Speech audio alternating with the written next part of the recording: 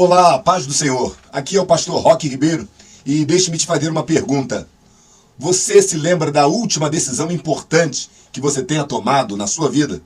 Você já tomou decisões importantes ao longo da vida? Eu tenho certeza que já, pois afinal de contas, a vida é feita de decisões. E é sobre isso que eu quero estar conversando contigo, sobre decisões. Aliás, eu fiz uma relação de pelo menos 7 proposições sobre tomada de decisões.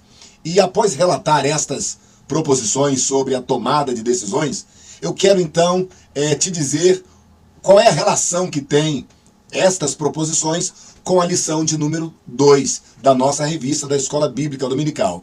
O livro de Ruth é o tema da nossa lição de número 2. Eu sou o pastor Roque Ribeiro e você está em mais um vídeo da série Minuto EBD. Decisão. Vamos então para as 7 proposições que eu anotei aqui. Primeira proposição: toda crise exige que tomemos decisões. Toda crise exige tomada de decisões. E atrelada a esta, deixe-me te falar sobre uma segunda proposição. As maiores decisões da vida e da história foram tomadas em momentos de crise. Porque a crise é a mãe das necessidades. A crise é o pai das grandes decisões. Em momentos de crise, nós somos forçados, compungidos, pressionados, obrigados a tomar decisões. Terceira proposição: quem decide pode eventualmente errar, mas quem não decide, inevitavelmente já errou. Quando você decide, você pode incorrer em erros. Quando você decide, você pode cometer erros. Mas quando você não decide, você já cometeu o erro de não decidir. Então é importante a tomada de decisões, principalmente nos momentos de crise. Quarta proposição: toda decisão tomada requer e expressa muita coragem. Ou seja, só decide quem é corajoso. Os fracos, medrosos, covardes, eles terceirizam as decisões importantes. Os fracos, medrosos, covardes, eles se omitem das decisões importantes. Porque decisão é coisa para gente corajosa.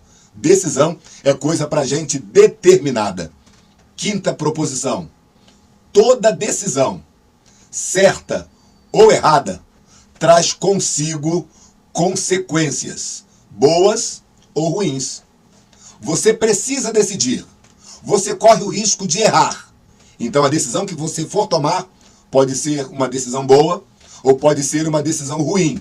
Mas independente disso, esta decisão terá consequências. Consequências também boas ou consequências ruins.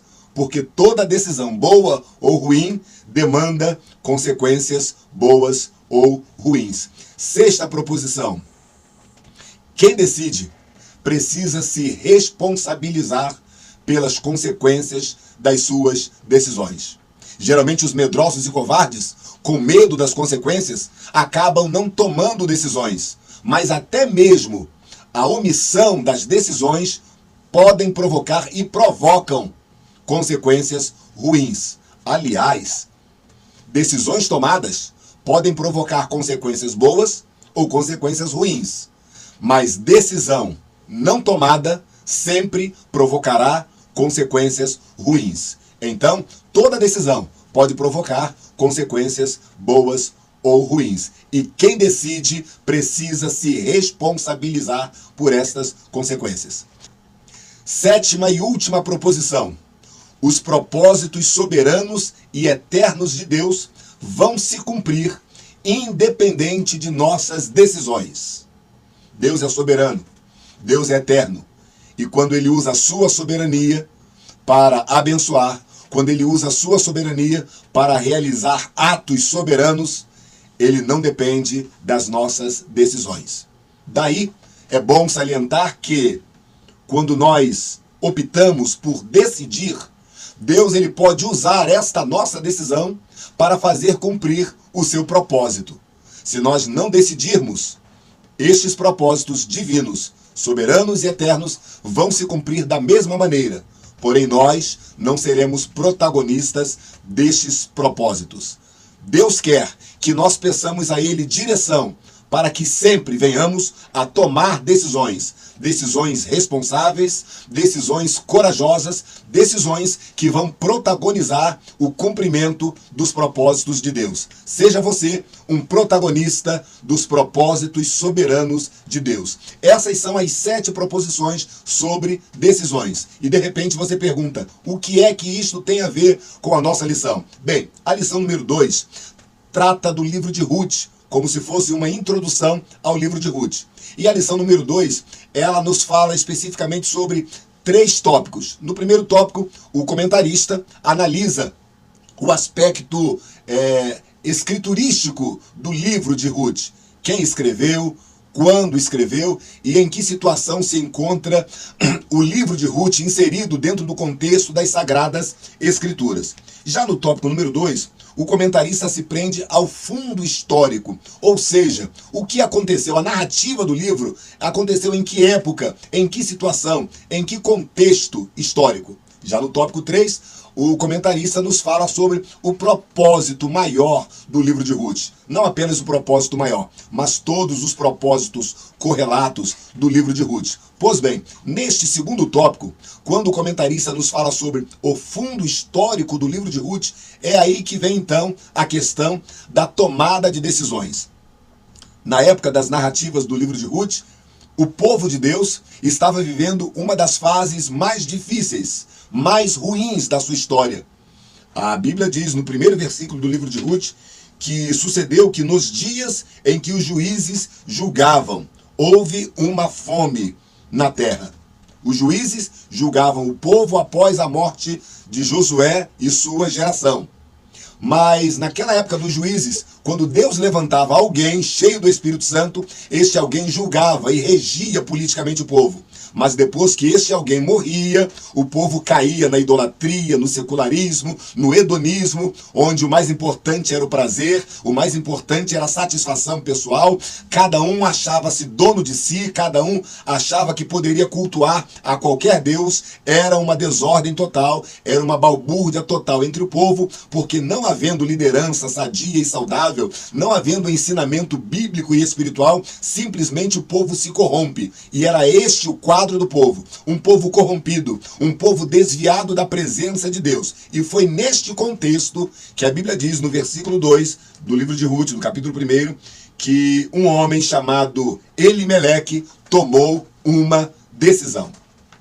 Foi baseado nesta decisão de Elimeleque que se desenvolveu toda a história do livro de Ruth.